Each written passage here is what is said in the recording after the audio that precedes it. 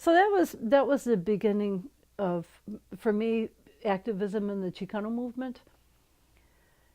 And it was later than a lot of people, because by this time, this is the mid 70s. And what happened here in 1974, before I got out of high school, the state of Michigan passed a Bilingual Education Act. And that brought Chicanos from other parts of the country, because we didn't have people that had degrees. So we had this mandate to hire bilingual teachers, but we didn't have the people to put in the jobs. And the thing that's really important about the bilingual education movement, this is really important and it's very, very poorly documented, is that Chicanos here did not speak Spanish. We come from the repatriados, and we come from the people that were told not to speak Spanish.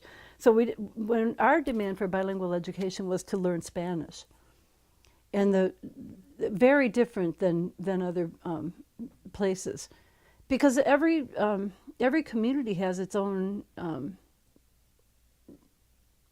its own trajectory, sort of. Like, we came here to be Chicano in a city that was 85 to 90% black is a completely different reality than being a majority Chicano in a different city or among white people. It's a completely different reality. Our mayor was Coleman Young, and there was a strong, strong black nationalist movement going on, and Chicanos here followed that.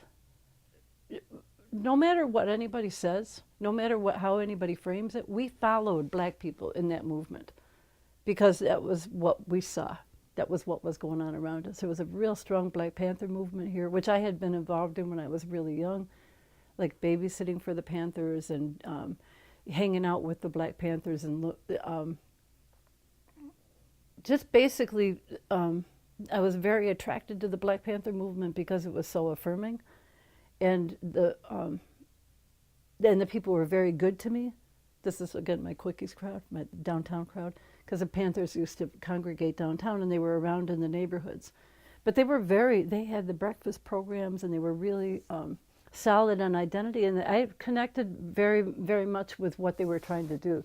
So I really actually had more exposure to the Black Panthers than I ever did, like, the Brown Berets or any of the other.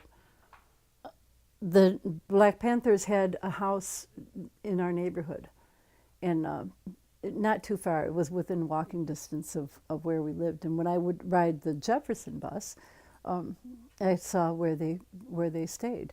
So one day I went and knocked on the door and asked if I could help.